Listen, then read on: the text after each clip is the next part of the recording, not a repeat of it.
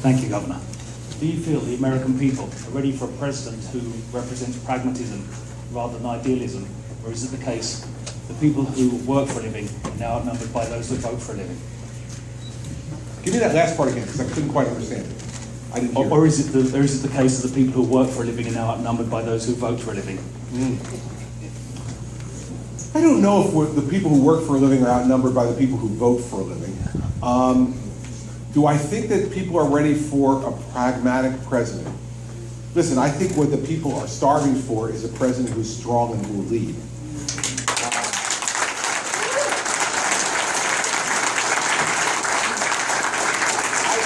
I can say it in New Jersey any number of times, whether you see it from public polling or just from anecdotal information that I get when I walk around and talk to people. People don't agree with a lot of the things that I do or say. Yet, 61% of them voted to re-elect me a year and a half ago. And I can't tell you how many of them came up to me and said, Governor, listen, I don't agree with everything you do, but man, I know when you say you're going to do something, you do it, even when I don't like it. I think that's what they're starting for more than anything else. Now, part of strong leadership is understanding when to compromise. You know, I watched my first vote for President of the United States. I turned 18 on September 6th of 1980, and was so thrilled that I was going to have the opportunity to vote in the 1980 presidential election.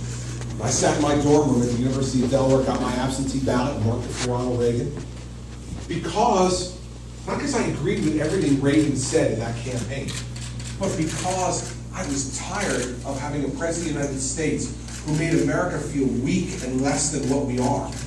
And I knew Ronald Reagan would never.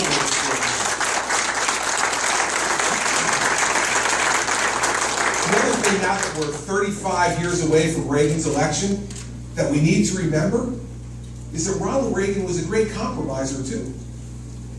Ronald Reagan staked out positions. Yes, he felt strongly about them. He had principles. He's a principled man. But he also knew that governing was about compromising too.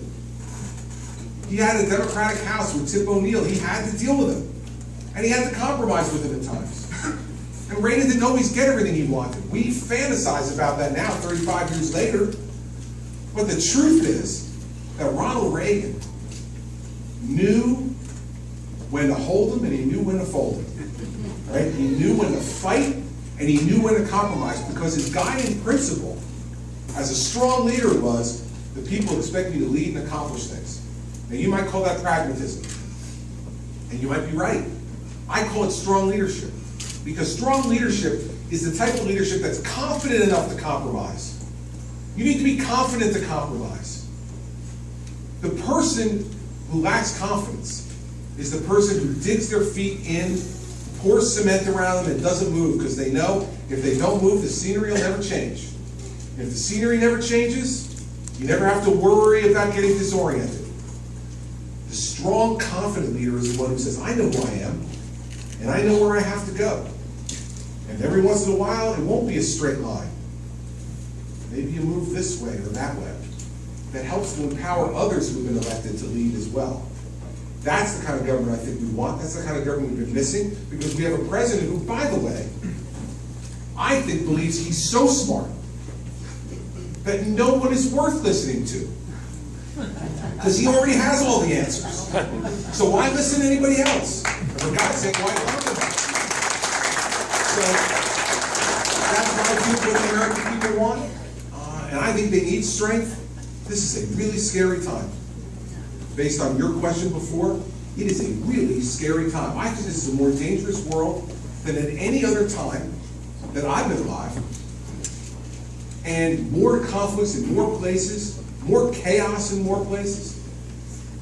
And what the world is crying out for, in addition to our country, is a strong, resolute America. Because if we retreat from that, as we have in the last 6 years, we see what happens. Bad people fill that vacuum, everybody. Bad people with bad intentions fill that vacuum. Leadership in the world is a burden on America. I understand that. It's a burden on our sons and daughters. It's a financial burden on us. But the alternative is worse. The alternative is when the thugs in the world get to set the rules of the game. Not the good people of this country. And that's what we gotta get back to, and that's the kind of leadership we need.